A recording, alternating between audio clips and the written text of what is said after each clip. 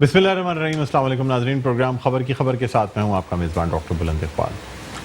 नाज़रीन, आज सबसे पहले हम बात करना चाहेंगे जमात इस्लामी की उस प्रेस कॉन्फ्रेंस के हवाले से जो आज की गई, जिसमें ऐलान किया गया कि चूँकि यानी जो ऐलान हुआ था जिस पर कि धरना जमात इस्लामी का मौखिर किया गया था, वो गवर्नर सिंध इमरान इस्माइल और असद उमर की जानिब से ये ऐलान किया गया था कि अब कराची में लोड शेडिंग नहीं की जाएगी और जो मामलात हैं वो तय पा गए हैं। इसलिए जमात इस्लामी की जानिब से आज प्रेस कॉन्फ्रेंस की गई। न सिर्फ मुख्तलिफ मकामात पे कराची में और काफ़ी मकामात पे धरनों का ऐलान किया गया, बल्कि साथ साथ ये भी कहा गया कि गवर्नर सिंध इमरान इस्माइल और असद उमर जो हैं वो इस्तीफ़ा दें, यानी उनसे इस्तीफ़े का मुतालबा भी कर लिया है। साथ ही साथ माजी में भी जमात इस्लामी का ये कहना है कि जब भी बात की जाती है, यानी कोई भी सियासी पार्टी हो, चाहे वो मुस्लिम लीग नून, पाकिस्तान पीपल्स पार्टी, पाकिस्तान तहरीक इंसाफ या MQM, जमात इस्लामी का ये कहना है कि मुबैना तौर पे ये तमाम पार्टीज़ जो हैं ये कभी ना कभी कहीं ना कहीं के इलेक्ट्रिक की पुश्त पनाही या सपोर्ट ज़रूर करती रहेंगी। जमात इस्लामी की जानिब से यानी माजी में भी एहतजाज किया गया है, धरने भी लगाए गए हैं और उस एहतजाज को ख़त्म करवाने के लिए सिंध पुलिस की जानिब से लाठी चार्ज भी हुआ है और बाकायदा ताकत का भी इस्तेमाल किया गया है। यही वजह है कि जमात इस्लामी सिंध हुकूमत को भी के इलेक्ट्रिक की ख़राबी का ज़िम्मेदार ठहराती है। बहरहाल नाज़रीन, आज के इस प्रोग्राम में हमने सोचा कि इब्तिदा में हम बात करें और ये जानें कि अब ये जो धरने दिए जाएंगे जो कि शहर के मुख्तलिफ मकामात पर दिए जा रहे हैं, इनकी कितनी तादाद होगी, किस तरीके से इनको मैनेज किया जाएगा, क्या ये भी अलामती धरने होंगे या क्या सिनेरियो अब पैदा होगा। हमारे साथ मौजूद हैं डॉक्टर उसामा रजी, नायब अमीर जमात इस्लामी कराची। अस्सलाम वालेकुम। जी वालेकुम। डॉक्टर साहब खुशामदीद कहते हैं सर प्रोग्राम में। सर, ऐलान किया गया जो कि तवक्को की जा रही थी, 3 दिन की मोहलत दी थी आपने हुकूमत को, 1-2 दिन की ताख़ीर हुई, लेकिन फिर भी चलें आज प्रेस कॉन्फ्रेंस हुई और ऐलान कर दिया गया कि मुख्तलिफ मकामात पर धरने दिए जाएंगे। क्या प्लान किया गया सर? बिस्मिल्लाहिर्रहमानिर्रहीम। देखिए, ताख़ीर तो 1 दिन की भी नहीं है, हफ्ते को धरना था और हफ्ते को असद उमर और गवर्नर साहब और जो इनके MNA MPs की प्रेस कॉन्फ्रेंस सामने आई शहरियों के कि कल जो है वो गैर एलानिया लोड शेडिंग ख़त्म कर दी जाएगी। तो हमने भी इसी का लिहाज किया और शार फैसल पे जो हमारा धरना था हमने उसको ख़त्म मौखर किया 3 दिन के लिए। लेकिन वो वादा ही क्या जो वफा हो गया और तेरे वादे पे जिए हम, तो ये जान झूठ जाना कि खुशी से मर न जाते अगर एतबार होता। यानी अगले दिन सूरत हाल ये हुई कि करेला बिल्कुल नीम चढ़ा सामने आया और जहां लोड शेडिंग नहीं होती थी वहां भी लोड शेडिंग शुरू हो गई।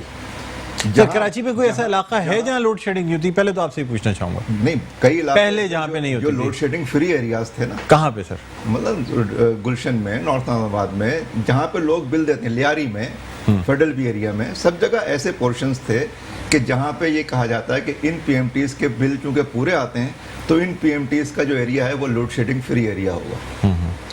वहाँ पे भी जहाँ लोड शेडिंग 2 घंटे 4 घंटे हो रही थी, वहाँ 6 घंटे 8 घंटे शुरू हो गई, बल्कि रात भर आंख मचोली शुरू हो गई। तो आप चलें, एक दफ़ा 2 घंटे के लिए चली जाए, 3 घंटे के लिए चली जाए, तो हर आधे घंटे बाद जा रही है, 1 घंटे के लिए जा रही है, आधे घंटे के लिए आ रही है, 2 घंटे के लिए जा रही है, आधे घंटे के लिए आ रही है। ये सूरत हाल अगले दिन से शुरू हो गई। तो ये तो इन्होंने मजाक किया था हमारे साथ। यानी 3 करोड़ इंसान रहते हैं ना यहाँ पे। खड़े होके कौन बात कर रहा है? सूबे का गवर्नर। कौन खड़ा हुआ है वहाँ पे? इस्लामाबाद से यहाँ पर आए हैं, यहाँ के MNA हैं असद उमर, जो इमरान खान की टीम के की पर्सन शुमार होते हैं और उनके पीछे MNA MPs की एक फौज जफर मौज है जो खड़ी हुई है और जो शहरियों के सामने खड़े होकर कह रहे हैं कि कल से बिजली का बहरान ख़त्म, हमने सारे मसले हल कर दिए, के इलेक्ट्रिक के नाम पे जो कुछ यहाँ पे हो रहा है उसकी जितनी ज़रूरियात थी वो हुकूमत ने पूरी कर दी और कल से कोई गैर एलानिया लोड शेडिंग नहीं होगी। अच्छा, यानी आपने तो जुल्म की इंतहा कर दी है। ये काम तो MQM ने भी नहीं किया था। ऐसी धोखेबाजी तो MQM भी नहीं करती थी। MQM जो है कम से कम जो कहती थी तो उसको कोई लिपा पोती तो करती थी उसके लिए।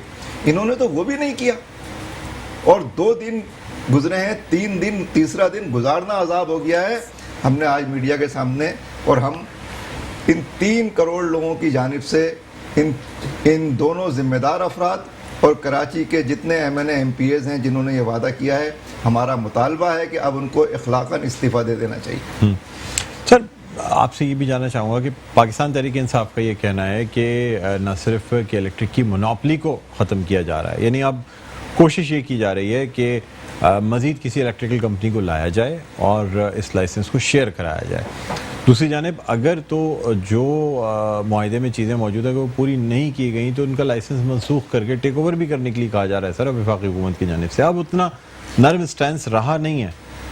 नहीं, देखिए, अगर आप इसी तरह का रुझान रखते हैं तो पहली चीज़ ये है कि यानी ये पीटीआई तो सारे यूरोप की मिसालें देती है ना कि वहाँ ये होता है, वहाँ ये होता है, वहाँ ये होता है। तो वहाँ तो ये होता है कि अगर कोई गाड़ी, एक ड्राइवर एक दफ़ा कोई गलत गाड़ी चलाए, कोई एक्सीडेंट कर दे, कोई मसला हो, तो उसके लाइसेंस के ऊपर पॉइंट्स आते रहते हैं और 3 पॉइंट्स के बाद उसका ड्राइविंग लाइसेंस कैंसिल कर दिया जाता है।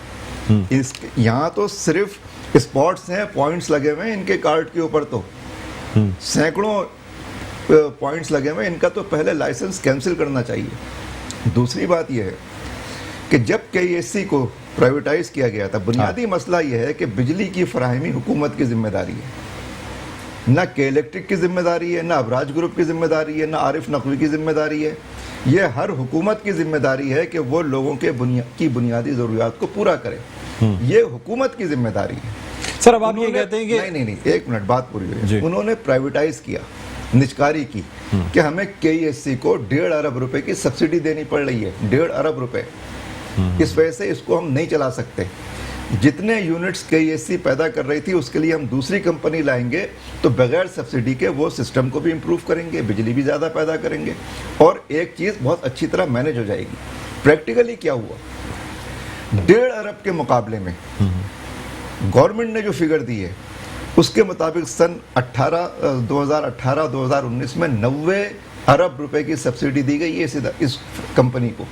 90 अरब रुपए बजट में मौजूद है ये तमाम। 1.5 अरब रुपए यूनुस ढाका ने बताया, जो मिनिस्ट्री के चीफ सेक्रेटरी इनके जिम्मेदार, 1.5 अरब और 90 अरब। तो भाई आप इस पूरे लाइसेंस को कैंसिल करें, कौमी तहवील में लें, हुकूमत अपनी जिम्मेदारी पूरी करे बिजली फराहम करने की। सर के इलेक्ट्रिक तो इनको एक शील्ड मिल गई है। कितने पैसे देते होंगे सर मुबैना तौर पे कि इलेक्ट्रिक वाले मुख्तलिफ सियासी जमातों को, जो आपका इल्ज़ाम है? इल्ज़ाम नहीं है, हाँ। ये तो खुद जो पीटीआई के उस वक्त नायब सदर थे जस्टिस वजी, उन्होंने मीडिया के सामने ऑन रिकॉर्ड उन्होंने हज़ारों लोगों के सामने खड़े होकर ये बात कही है कि मैं जब यहाँ पे जिम्मेदार था पीटीआई का तो मैंने बिजली के मसले पे एहतिजाज का प्लान बनाया और उसके लिए मैंने अपने सदर साहब से इजाज़त चाहिए उसकी। तो वहाँ से मुझे ये पैगाम मिला कि आप के इलेक्ट्रिक के खिलाफ कोई कैंपेन न चलाएं, इसलिए कि अबराज ग्रुप, असल के इलेक्ट्रिक तो एक नाम है सर, वो तो कंपनी का नाम है, वो मार्केटिंग कंपनी है, उसका मार्केटिंग नाम है। अबराज ग्रुप हमें फंडिंग करता है दुबई से। आपको भी करता है सर? आपकी पार्टी को? हमें तो कोई भी नहीं करता सर, अगर आपकी पार्टी को करने लगे तो मुंह की खाएगा। अच्छा, ये तो वो चीज़ है कि जो शहर का बच्चा, इस मुल्क का बच्चा नहीं, हर आदमी इसकी गवाही देता है। हाँ। हमारी अमानत और दयानत की गवाही हम नहीं, हमारे दुश्मन देते हैं। इसके ऊपर तो एमक्यूएम ने भी कभी उंगली नहीं उठाई, इसके ऊपर तो मुशर्रफ ने भी उंगली नहीं उठाई, इस पे कभी पीपल्स पार्टी ने भी उंगली नहीं उठाई। ये तो जमात इस्लामी का ये किरदार है। सर, लेकिन अब बहरिया टाउन के हवाले से लोग कुछ बातें कर रहे हैं कि जो मसला हुआ और तय हुआ और सब कुछ हुआ वो मंतकी अंजाम तक नहीं पहुंचा, उसमें कोई अभी तक जो है कोई कॉन्क्रीट बातें सामने नहीं आ रही हैं, लेकिन ये कि उसका म्याद भी पूरी होती जा रही है। जिन लोगों के पैसे वापस होने थे, जो तमाम चीज़ें होनी थी, उसकी क्या पोजीशन है सर? देखिए, बहरिया का मसला ये है कि ये हमारी जिम्मेदारी नहीं थी, लेकिन चूंकि लोग परेशान थे कराची में, एक बहुत साइजेबल तबका है कि जिसका सरमाया वहाँ पे लगा है, जो परेशान था, उनकी बेजुबानी को जुबान देने वाला कोई नहीं था जी। उनको जमा करके ये जिम्मेदारी यहाँ के MNAs और MPAs की थी, ये जिम्मेदारी यहाँ के वज़रा की थी, वज़ीर आला की और गवर्नर की थी, ये जिम्मेदारी हुक्मरानों की है, मरकज़ी हुकूमत की है कि जो इदारा ये सब कुछ यहाँ पे लूट मार का बाजार गर्म कर रहा है वो पूरे मुल्क में ये काम कर रहा है। तो हमने, जमात इस्लामी ने उन तमाम लोगों को एक सपोर्ट फराहम की है, उनको रिलीफ दिलाने के लिए हमने उनको जमा किया है, उनके एजेंडे को मुरतब किया है और उनकी बेजुबानी को हमने एक सर जुबान जो डिक्लेरेशन जो निकाला गया, जो नुकात पे मुआहदा हुआ, ये तमाम चीज़ें हुई सर, वो तो जमात इस्लामी मुआहदा बरह हुआ है, रास्त मौजूद थी ना? जो मुआहदा हुआ है, उन्होंने अभी तक का जो स्टेटस है उसका ये है कि जो मलिक रियाज साहब हैं उन्होंने जो बात कही है कि मैं कैंसर की वजह से बाहर हूँ, मुल्क में आऊँगा, आपके साथ जो मेरा कमिटमेंट है वो कमिटमेंट हमारा पूरा होगा। वो आने वाले हैं यहाँ पर, अगले 1-2 दिनों में वो फिर हमारे दफ्तर आएंगे और उस कमिटमेंट के मुताबिक जितने इक़दाम थे वो इक़दाम उनके ऊपर अमल दरामद शुरू होगा इंशाअल्लाह। इसी यानी आप लोग कांटेक्ट में हैं और आपको जी, उम्मीद है कि ये तमाम बातें हो जाएंगी। अच्छा, और अगर नहीं हो सका तो फिर सर क्या हम अगले लाएअमल का ऐलान करेंगे उसके लिए, फिर तो हम हुकूमत की तरफ जाएंगे ना, कि ये तो हुकूमत की जिम्मेदारी है। हम यहाँ के MNA MPS से पूछेंगे कि वो यहाँ पे क्या कर रहे हैं, किस मर्ज की दवाएं वो। अच्छा सर, ये भी बता दीजिएगा कि जो धरने दिए जा रहे हैं मुख्तलिफ मकामात पे, तो बड़ी शाहराहों पे दिए जाएंगे धरने या कुछ चौराहों पे दिए जाएंगे, क्या प्लान किया गया, कितनी डिस्टर्बेंस कितना आएगा सर सिटी में? देखिए, जो जमात इस्लामी की सियासी क़ुव्वत है उसके लिहाज से अभी तक हमने जो ऐलान किया है कि हम शहर के तमाम बड़ी शाहराहों पर, तमाम अहम चौराहों पर ये धरने देंगे। एक जगह देने के बजाय शहर के सैकड़ों मुकामात पे, सैकड़ों मुकामात पे। यानी अभी हमने इस मरकजी धरने से पहले जो जुमे के दिन एहतजाज किया था वो 106 मुकामात पर किया था। अब हमने ये तय किया कि हम 400 मुकामात पर यह एहतजाज करेंगे। SOPs का ख्याल रखा जाएगा सर? जी या रख सकेंगे धरने में? बिल्कुल और रखेंगे। प्रोटेस्ट में सर नॉर्मली हो नहीं पाता सर। देखिए, हो तो कुछ भी नहीं पा रहा। हाँ, इन्होंने जिस तरह का क्योंकि सर अब अगर सिंध हुकूमत वो SOPs आपको फॉलो कराने की कोशिश करती है या आपको मुंतशिर करने की कोशिश करती है, तो फिर ये कहा जाएगा कि देखिए जी सिंध हुकूमत के इलेक्ट्रिक के साथ है, जब भी हमें जो है ना वो मुंतशिर करा रहे हैं। हालांकि सर इस वक्त अब भी कोरोना की सूरत हाल कोई बहुत बेहतर नहीं है, क्योंकि थोड़ी सी कमी आई है। और अगर बिजली ना होने की वजह से SOPs का ख्याल नहीं रखा जा रहा है तो उसका जिम्मेदार कौन है? उसके इलेक्ट्रिक हाँ, तो उसके ऊपर गवर्नमेंट नहीं, के इलेक्ट्रिक कहाँ से आप इस शील्ड को बीच में ले आते हैं? हुकूमत, वजीर आला, यहाँ के सूबे के वज़रा, जिन्होंने कराची जैसे शहर को, जो दुबई से ज़्यादा, हांगकांग से ज़्यादा अच्छा शहर था, इसको तो ये लाड़काना की तरह बनाने चले जा रहे हैं। इन्होंने इस शहर को बर्बाद कर दिया। यहाँ की समाजी ज़िंदगी, यहाँ की माशी ज़िंदगी, ये इन्होंने, कराची तो तहजीब याफ्ता शहर था, ये तो दुनिया की बेहतरीन लोग यहाँ पर लोगों के मुकाबले में यहाँ का मेयार ज़िंदगी था। तो इन्होंने तो खुद उसको, उस SOP को तो तबाह कर दिया। आप उस पूरी समाजी ज़िंदगी को तबाह करके आज लोगों से, जिन लोगों, जो एक एक घर में कई लोग, एक एक कमरे में कई लोग रहते हैं, आप गवर्नमेंट हुकूमत उस SOP को फराहम कर रही है, वो सारी सहूलियात उनको, ये हुकूमत की जिम्मेदारी है। और अगर बिजली ना आने की वजह से, ज़िंदगी बर्बाद होने की वजह से लोग कहें कि हमें बिजली नहीं मिल रही, तो आप कहें SOP का ख्याल नहीं रख रहे हैं आप। भाई कुछ ख्याल करें। वो सर लेकिन मुमकिन तौर पे हो सकता है ना कि कोई दफा लगा दी जाए और SOP हम हर तरह की सूरत हाल को इंशाल्लाह, कोरोना फैलाने की जो शिकें होती हैं वो भी लग सकती हैं सर। पूरी जिंदगी को कोरोना बनाया हुआ है इन्होंने पूरी। और माफ कीजिएगा, अगर यहाँ पे कराची में या पाकिस्तान में ये वबा नहीं फैली है तो इसमें हुकूमती कारकर्दगी और SOPs का कोई अमल दखल नहीं है, अल्लाह ताला की तरफ से। ये तो असद जो यहाँ का इमोनिया, जो लोगों की मुजाहिमती सलाहियत है वो उसके मुताबिक काम कर रहे हैं। यानी आपके ख्याल में हुकूमत के कोई स्टेप्स नहीं है, ये तो बस क़ुव्वत मुदाफ़ियत अल्लाह ताला ने पाकिस्तानियों में ज़्यादा दी है, इम्यूनिटी लोगों के अंदर अल्हम्दुलिल्लाह बहुत अच्छी है और वो उसके मुताबिक, वरना इन्होंने अपनी तरफ से तो सब कुछ खराब कर दिया था, माश भी तबाह की और इन्होंने SOP क्या, आप जिंदगी की बुनियादी सहूलत दे दी है भाई, SOP तो बहुत दूर की बात है। सर आप समझते हैं शादी हॉल वगैरह और ये तमाम चीज़ें खुलनी चाहिए, या ये जो चीज़ें हैं जिस पर एहतजाज भी किया जा रहा है कि शादी हॉल्स और तफरीगाहें और जिम्स और ये तमाम चीज़ें खोली जाएँ? शादी हॉल, जमात इस्लामी के स्टैंड क्या है सर? नहीं, हम तो समझते हैं कि जो इस वक्त बुनियादी ज़रूरत है वो तो तालीम है।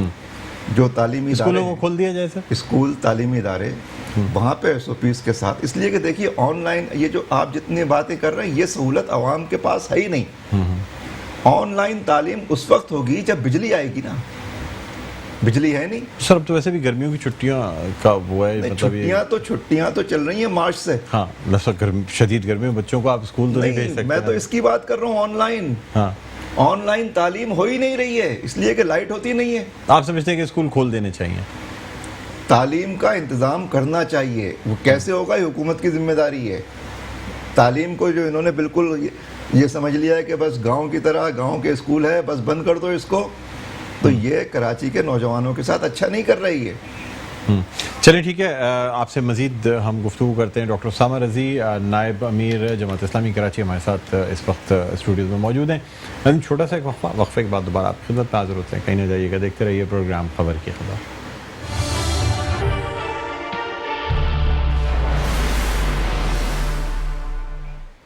जी नाज़रीन, वेलकम बैक। एक दफ़ा फिर आपको खुशामदीद कहते हैं प्रोग्राम खबर की खबर। मैं हूँ आपका मेज़बान डॉक्टर बुलंद इकबाल। हम बात कर रहे हैं कि इलेक्ट्रिक के हवाले से हमारे साथ मौजूद हैं डॉक्टर उसामा रजी, नायब अमीर जमात इस्लामी कराची, और इनसे बात हो रही है ख़ास तौर पे कि इलेक्ट्रिक की जानिब से जो नाइंसाफ़ियाँ की जा रही हैं, और फिर जो पाकिस्तान तहरीक इंसाफ का एक धरना दिया गया कि इलेक्ट्रिक के हेड ऑफिस के सामने, जो कि पाकिस्तान तहरीक इंसाफ की तरफ से दिया गया था। फिर उस धरने को ख़त्म कर दिया गया 6 रोज़ के बाद, जब गवर्नर सिंध इमरान इस्माइल और असद उमर की जानिब से ऐलान किया गया कि अब लोड शेडिंग नहीं की जाएगी। अब जो है ना वो आगे बाकायदा 3 साल का प्लान दे दिया गया कि अब बाकायदा जो बिजली की पैदावार है वो बढ़ाई जाएगी। बहरहाल डॉक्टर साहब हमारे साथ इस वक्त ऑनलाइन हमने कांटेक्ट किया, यानी रब्ता किया है बिलाल गफ्फार साहब से, जो कि मेंबर सूबाई असम्बली हैं और रहनुमा हैं पाकिस्तान तहरीक इंसाफ के। अस्सलाम वालेकुम बिलाल गफ्फार साहब, खुश आमदीद कहते हैं सर। अस्सलाम वालेकुम डॉक्टर साहब, thank you for inviting me. जी जी, वेलकम सर।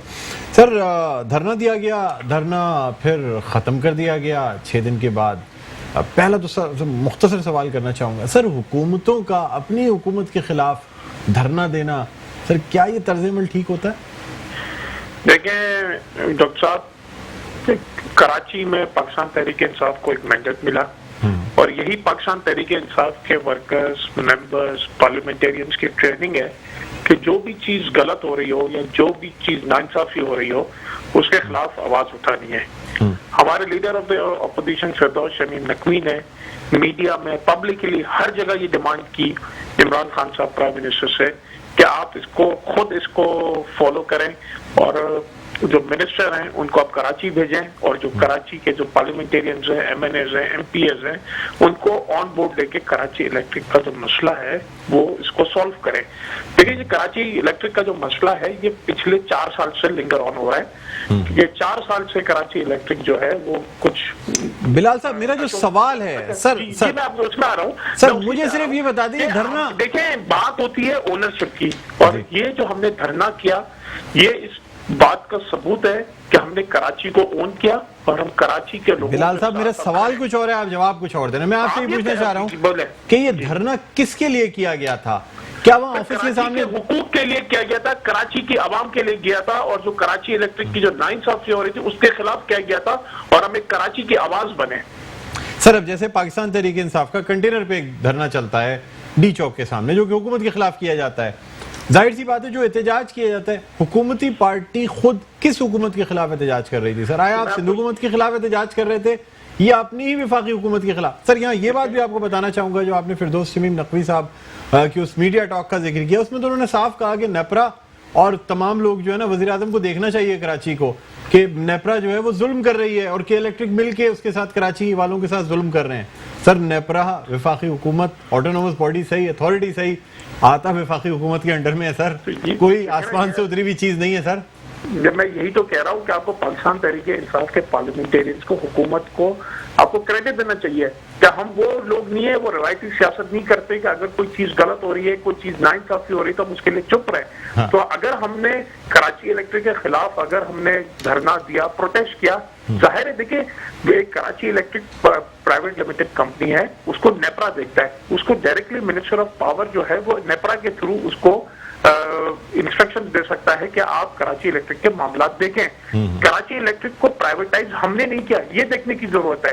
तो ये प्राइवेट इदारे होते हैं, इसके जो रेगुलेटर्स होते हैं, जो फ्रंटलाइन रेगुलेटर्स होते हैं, उनकी जिम्मेदारी होती है कि ये इसको देखें। और जहां नेपरा की कोताहियां हैं, हमने खुद है ना प्राइम मिनिस्टर साहब को कहा, जब प्राइम मिनिस्टर साहब कराची आए थे उसमें कराची इलेक्ट्रिक का मसला सबसे पहले हुआ था। आपने देखा गवर्नर साहब ने एक लेटर लिखा है नेप्रा को कि आप इसका ऑडिट करें कि जो ओवर बिलिंग का जो इश्यू है, अगर कोई ओवर बिलिंग के कोई इश्यू है और अगर कोई केस पकड़े जाते हैं तो आप पाबंद करें कराची इलेक्ट्रिक को कि वो कंज्यूमर्स को रिफंड दें। सर यानी तवज्जो दिलानी थी आपकी वफाकी हुकूमत को, वुज़रा को और नेप्रा को आप चाहते थे कि तवज्जो दिलाएं कराची के मसले की जो तरफ? स्टेक होल्डर है, जो भी इसमें हमारा इसमें ये एक आप कह लें कि हमारा जो मकसद ये था कि कराची वालों के साथ ज्यादती ना हो, क्योंकि अभी देखें सिस्टम में आपके पास पावर मौजूद है लेकिन कराची इलेक्ट्रिक की नाअहली, उसकी उन्होंने ट्रांसमिशन सिस्टम अपना बेहतर नहीं किया, उन्होंने अपना डिस्ट्रीब्यूशन बेहतर नहीं किया, जिसकी वजह से कराची वालों को सफर करना पड़ा। एनटीपीसी में बिजली है, एक्सेस पावर है, लेकिन ट्रांसमिशन होने के ना होने के बावजूद के ना होने की वजह से आपको कराची वालों को बिजली नहीं मिली।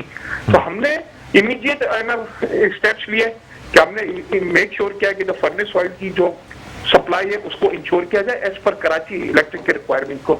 हमने जो गैस है उसका जो प्रेशर है वो बढ़वा दिया और सप्लाई बढ़वा दी।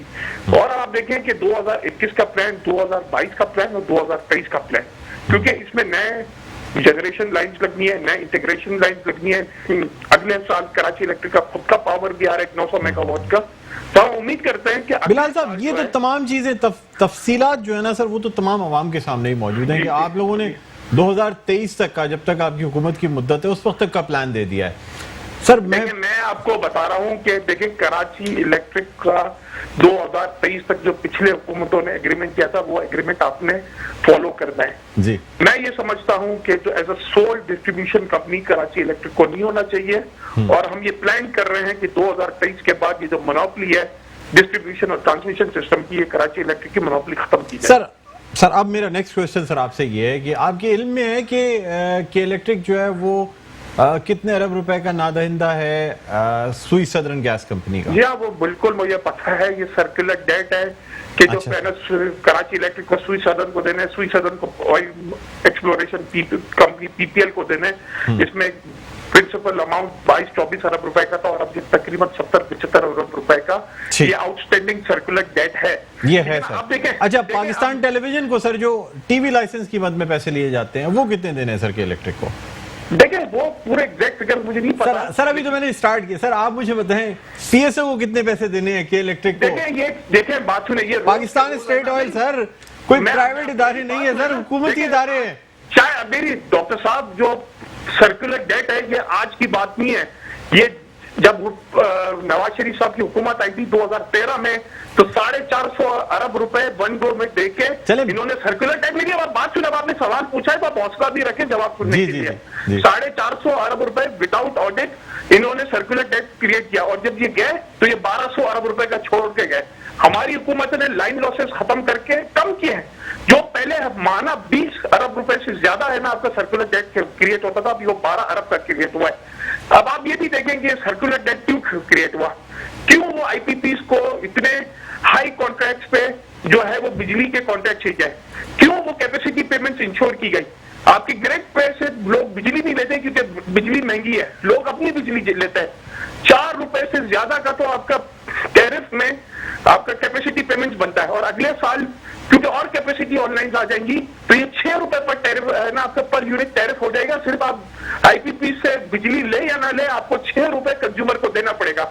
ये कॉन्ट्रैक्ट हमने किए, ये कॉन्ट्रैक्ट पिछली हुकूमतों ने किए और इसका बेर आम आदमी कंज्यूमर करना पड़ रहा है। सर मुझे ये बता दीजिएगा, आपके किसी ने पैसे देने हो, ठीक है, मैं पर्सनल बात करूं सर, मिसाल दे देता हूं ना आपको। जी बोले। आपके मतलब आपको किसी शख्स ने पैसे देने हो, आपके ऊपर उसके पैसे जो है ना वाजिबुल अदा हो, ठीक है, उस शख्स के ऊपर आपके पैसे, और आप उसको मजीद ऊपर से पैसे देंगे या सब्सिडी देंगे, 90 अरब रुपए की सब्सिडी आप उस कंपनी को दे देंगे जो अरबों रुपए की नादहिंदा हो मुख्तलिफ इदारों की, जो कि सरकारी इदारे हैं सर, प्राइवेट इदारों की बात नहीं कर रहे। देखिए 90 अरब रुपए की तो सब्सिडी जो है ये गलत फिगर है। बतदरीज कराची इलेक्ट्रिक को सब्सिडी कम दी जा रही है और मैं ये समझता हूँ पाकिस्तान तहरीक इंसाफ की हुकूमत ये समझती है कि आपकी डायरेक्ट सब्सिडीज होनी चाहिए और ये जो सब्सिडीज दी जाती हैं जिस सेक्टर में भी दी जाती हैं उसको आहिस्ता आहिस्ता खत्म करनी पड़ेगी। सर तो इस कारकर्दगी पे के इलेक्ट्रिक की आप समझते हैं कि हुकूमत को एक प्राइवेट इदारा जो कि जिसका कि गवर्नमेंट से कोई ताल्लुक नहीं है और गवर्नमेंट उसको सब्सिडी दे रही है, सब्सिडाइज कर रही है, अरबों रुपए की सब्सिडी दी जा रही है। कि इसमें 24% शेयर होल्डिंग अभी भी गवर्नमेंट ऑफ पाकिस्तान की, आप जाके चेक कर ले कि आप कह रहे हैं ना कि गवर्नमेंट का बिल्कुल भी ताल्लुक नहीं है। नहीं सर, तो वो 24% अभी भी गवर्नमेंट की होल्डिंग है इसमें। सर उस 24% पे मुझे ये बता दें, पहली बात तो ये सर, मैं आपकी जवाब पे आ रहा हूँ कि ये मैंने आपको कैटेगरीली बोला है कि जो सब्सिडीज हो वो टारगेटेड डायरेक्ट सब्सिडीज होनी चाहिए, और जो प्राइवेट कंपनीज जो दूसरे सेक्टर्स हैं उनको जो सब्सिडीज मिलती हैं इसका कल्चर खत्म होना चाहिए, और पाकिस्तान तहरीक इंसाफ इस कल्चर में बिलीव करती है। सर मुझे एक बात ये बता दें कि इलेक्ट्रिक जो है वो खसारे में है या मुनाफे में? बिल्कुल प्रॉफिट में। से पिछला सर हर share as a shareholder माशाल्लाह 2 अरब रुपए की सेल है और 6 अरब रुपए की ना प्रॉफिट। आप कहते हैं अगर मुझे पता होता तो हम बैलेंस शीट पे डिस्कस कर लेते। सर मुझे सर मैंने खुद बैलेंस शीट पे सर ये मालूम किया है सर, आज डिस्कस नहीं कर सकते। कोई डिविडेंड शेयर जो है वो इलेक्ट्रिक की जानिब से इशू किया गया शेयर होल्डर्स को? नहीं दिया, 2-3 दिन साल से नहीं दिया, क्योंकि अब आपको पता है ना इनका टैरिफ अप्रूव हुआ है, एक मल्टी ईयर टैरिफ होता है जो अभी अप्रूव हुआ है। सर री इन्वेस्टमेंट की बेस पे सारे पैसे जो हैं जो प्रॉफिट के होते हैं वो लगा दिए जाते हैं। री इन्वेस्टमेंट कहाँ हो रहा है सर? कोई जो पावर जनरेशन के यूनिट्स हैं उसमें इजाफा नहीं किया गया। इलेक्ट्रिक का स्पोक्समैन नहीं हूँ, तो और है ना अगर आप मुझसे फाइनेंशियल से बात करना चाहते हैं तो उस पर आप पूरा 1 घंटा है ना बहस कर सकते हैं, लेकिन मैं कराची इलेक्ट्रिक का स्पोक्समैन नहीं हूँ, ना उसका बोर्ड ऑफ डायरेक्टर का मेंबर हूँ कि वो डिविडेंड नहीं दे रहा, क्यों नहीं दे रहा। ये सारे एक प्राइवेट इदारे जो है वो अपने बोर्ड ऑफ डायरेक्टर्स की मीटिंग में फैसला करते हैं। आप किसी टेक्सटाइल कंपनी, किसी केमिकल कंपनी को आप नहीं बोल सकते कि आप है ना डिविडेंड दें। कुछ लोगों की है ना डिविडेंड की पॉलिसी होती है, कुछ की नहीं होती, कुछ रिटेन अर्निंग्स में ले जाते हैं और कुछ अपने शेयर होल्डर्स को बांट देते हैं। सर तो ये हर कंपनी का अलग अलग एक पॉलिसी होती है, उसमें गवर्नमेंट डिक्टेट नहीं कर सकती। सर बिजली पहुंचाना सार्फिन तक या शहरियों तक या ये इसमें कराची किसकी जिम्मेदारी है? ये टॉप प्रायोरिटी है और इसको गवर्नमेंट इंश्योर करे कि जो भी इसमें लूप होल्स है इसको खत्म करे। गवर्नमेंट किसकी है? आप बताएं ना, पहले पिछली हुकूमतों ने आप मुझे बताएं ना कब इन्होंने कराची इलेक्ट्रिक को सीरियस लिया, कब कराची को इन्होंने सीरियस लिया? हम तो कहते हैं कि हम कराची को ओन करते हैं, और किसी पार्टी ने जो कराची के दावेदार बने थे उन्होंने कभी कराची को ओन ही नहीं किया। अच्छा सर, मतलब आप लोग कहते हैं कि आप ओन कर रहे हैं और इस इशू को आप बड़ा स्ट्रिक्टली अब मैनेज कर रहे हैं? बिल्कुल हम कर रहे हैं। आप बताएं ना, आपको कभी तारीख में इससे मिली है कि हम जो डायरेक्टली प्राइम मिनिस्टर से वुज़रा से हमने डिमांड किया कि आप इस इशू को रिजॉल्व करें?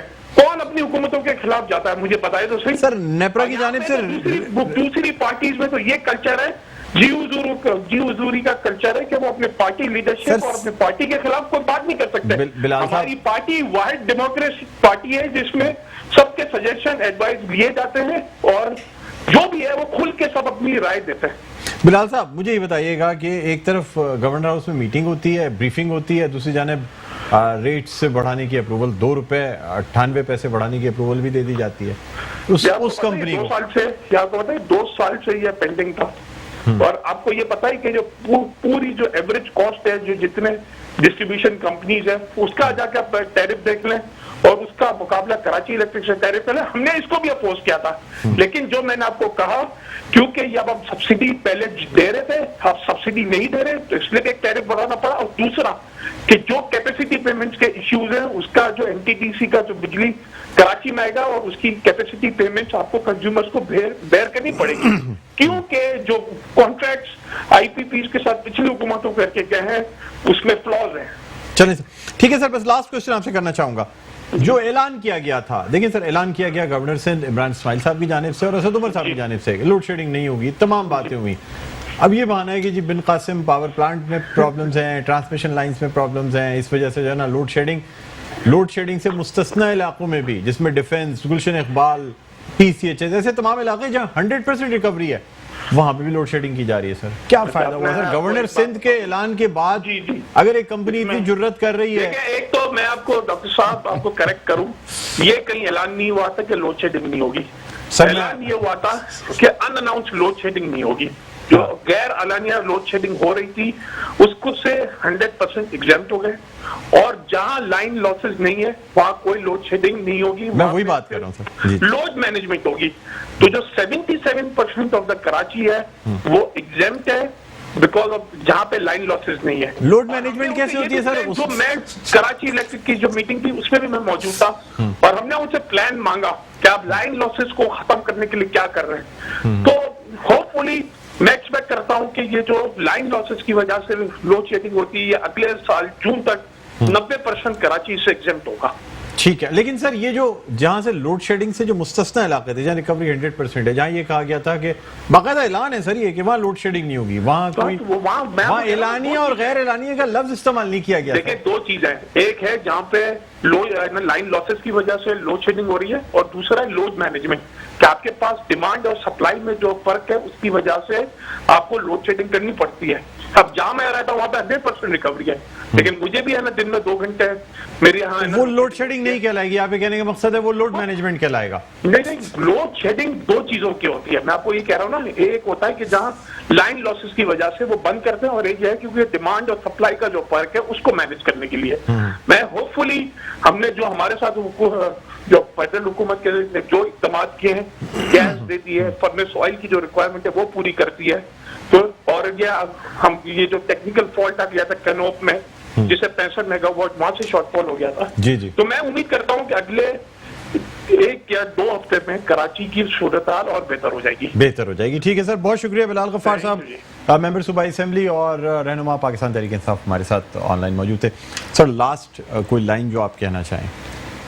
देखिए माशाल्लाह के इलेक्ट्रिक के नाम पे बहुत अच्छे वकील पीटीआई के एमएनए एमपीएस की शक्ल में उनको मैसर आ गए। ये अवाम का मुकदमा लड़ने के बजाय के इलेक्ट्रिक का मुकदमा यहाँ पे इस वक्त हमारे सामने लड़ रहे थे कि वो इस वजह से हो रहा है और इस वजह से हो रहा है। लोड शेडिंग नहीं, लोड मैनेजमेंट हो रही है। लिहाजा अब जो बिजली जाए तो उसको आप लोड शेडिंग ना कहें, लोड मैनेजमेंट कहें। शर्म आनी चाहिए इस किस्म की बातें करने पर।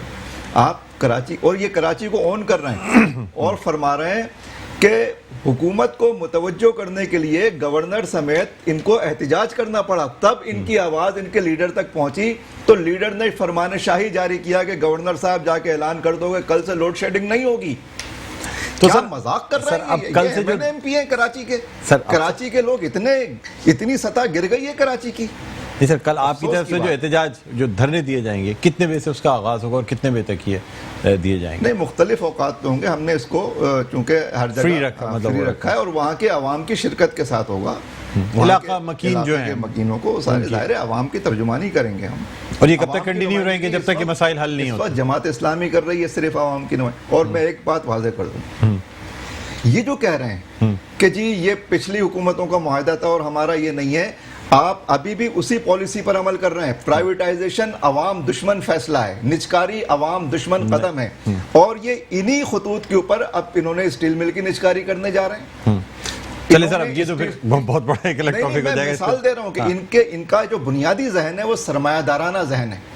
ये सरमायादारी को इस मुल्क के ऊपर मुसल्लत कर रहे हैं। उसी एजेंडे को पिछली हुकूमतें भी आगे बढ़ा रही थी, उसी एजेंडे को ये भी आगे बढ़ा रहे हैं। और ये बुनियादी तौर पे अवाम दुश्मन इस्तेहसाली निज़ाम है और ये अवाम का खून चूसने वाला निज़ाम। ठीक है सर, ये उसी पॉलिसी को अवाम पर मुसल्लत रख रहे हैं और ये लिपापोती भी नहीं कर पा रहे हैं। ठीक है सर, बहुत शुक्रिया डॉक्टर सामर रज़ी साहब, आप तशरीफ लाए हमारे प्रोग्राम में। और उम्मीद करते हैं कि आप जो धरना देने जा रहे हैं, अब देखते हैं कि उससे क्या नताइज मुरतब होते हैं, कितने दिन में ये मसाइल जो है ना हम तो जिद्दोजहद करते रहेंगे। ठीक है सर, बहुत शुक्रिया तशरीफ लाने का। नाज़रीन, एक छोटा सा वक्फे के बाद दोबारा जब आपकी खिदमत में हाजिर होंगे तो हम बात करेंगे हुसैन लाखानी हॉस्पिटल के हवाले से। और आज लियारी में एक विजिट किया गया है जिसमें मुख्तलिफ स्पोर्ट्स किट्स बांटी गई हैं, उन तमाम हवालों से बात होगी। कहीं नहीं जाएगा, देखते रहिए प्रोग्राम खबर की खबर।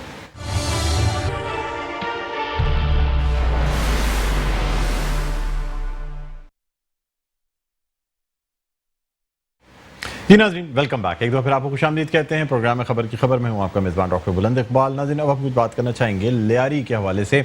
कराची का वो इलाका जहाँ के लिए बहुत सी बातें की जाती हैं, ख़ास तौर पे उज़ैर बलोच की जो JIT रिपोर्ट है वो आने के बाद से बड़ी बातें की जा रही थी कि क्या इस इलाके में लोग किस तरह ज़िंदगी गुजारते हैं। ख़ास तौर पे ये वो इलाका हुआ करता था जो कि फ़ुटबॉल के लिए या स्पोर्ट्स के लिए या बॉक्सिंग के लिए मशहूर हुआ करता था, और ख़ास तौर पे इसी इलाके में ये तमाम खेल जो है परवान चढ़ते थे। लेकिन शायद अब हम लियारी को या चील चौक को सिर्फ इस बात से जानते हैं कि अगर वहाँ कोई गया तो उसके साथ मतलब कुछ भी हो सकता है, कोई लोग उसको जो है ना लूट सकते हैं, या वो दौर भी था जब लियारी में काफ़ी हालात ख़राब थे। बहरहाल आज पाकिस्तान तहरीक इंसाफ के रहनुमा और सरबरा बैतुल माल सिंध हुनैद लाखानी ने वहाँ का विज़िट किया। मुख्तलिफ स्पोर्ट्स किट्स जो हैं वो बांटी गई और लोगों काफ़ी एक मजमा जो है वो मौजूद था। हमारे साथ इस वक्त लाइन पर मौजूद हैं सरबरा बैतुल माल सिंध जनाब हुनैद लाखानी साहब। अस्सलाम वालेकुम हुनैद भाई, खुशामदीद कहते हैं। सलाम डॉक्टर साहब, कैसे हैं आप? अल्लाह का करम सर, मैं ठीक हूँ।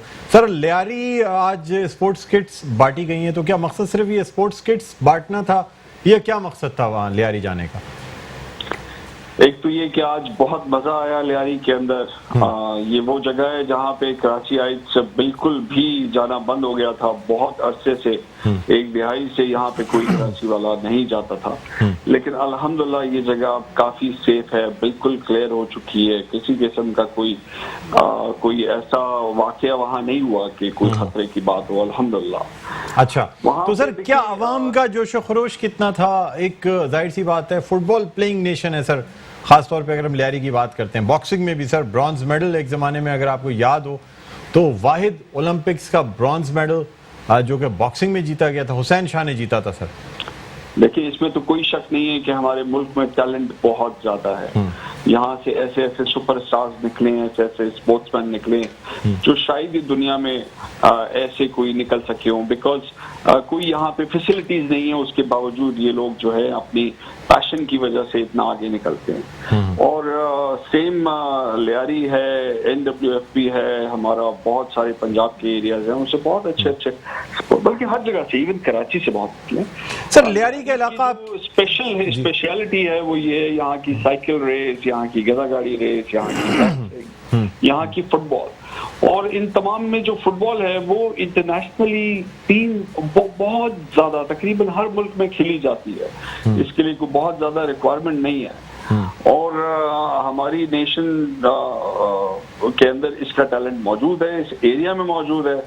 तो हमने कहा यहाँ से एक सुपर लीग स्टार्ट की जाए ताकि यहीं के बच्चों की कॉम्पिटिशन्स कराए जाएं, इन्हीं के ग्राउंड्स बेहतर किए जाएं।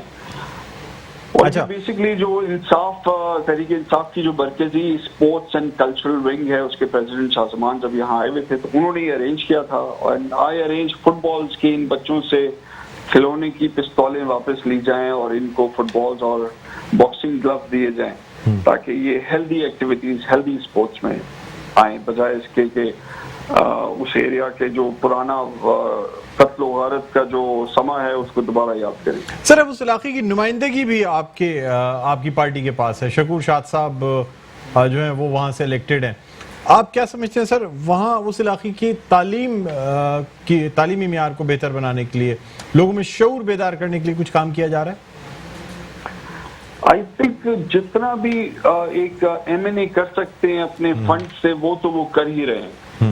उसके अलावा हम वहाँ पे चूंकि पानी का बड़ा सीरियस इशू है तो हमने कई RO प्लांट्स और कई कुएं वहाँ पे खुदवाए हैं चमकता दमकता कराची के तहत। इसके अलावा ये जो स्पोर्ट्स में अभी काम शुरू हुआ है और ये जो इनके MNA के बजट्स हैं उनसे जो तरक्याती स्कीमें हैं वो अपनी जगह है।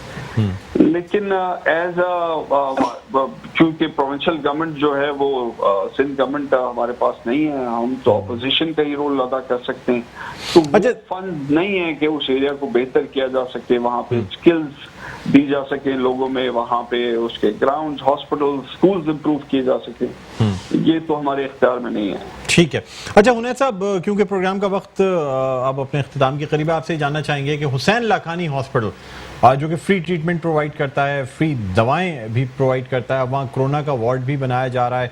सर उसके इफ्तिताह के हवाले से बता दीजिएगा। मौलाना बशीर फारूकी साहब इफ्तिताह कर रहे हैं, उसके मुख्तलिफ वार्ड्स का ऑलरेडी चल रहा है, हॉस्पिटल इमरजेंसी चल रही है, एमरजेंसी चल रही है। जो कोरोना वार्ड है वो तैयार है, आप जब आएंगे तो आप अपनी आंखों से देख सकेंगे।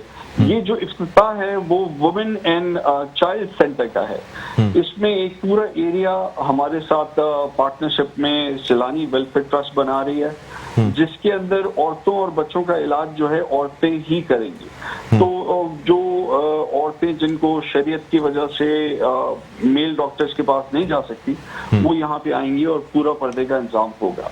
अच्छा। और हर किस्म का उनका ये कब इफ्तिताह किया जा रहा है सर, बस ये बता दीजिएगा। ये हफ्ते के दिन सुबह 11 बजे।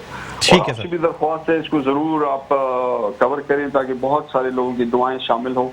दुआओं के इंशाल्लाह। बगैर ये सक्सेसफुल हो नहीं सकता डॉक्टर साहब, बिल्कुल बहुत सर। बड़ा काम है। बिल्कुल सर, बहुत शुक्रिया उनैत लाखानी साहब, सरबराह बैतुल माल सिंध और रहनुमा पाकिस्तान तहरीक इंसाफ हमारे साथ ऑनलाइन मौजूद थे। नाज़रीन, प्रोग्राम का वक्त अपने इख्तिताम पर पहुंचता है, मुझे बुलंद इकबाल को इजाज़त दीजिए, अपना बहुत ख्याल रखिएगा, अल्लाह हाफ़िज़।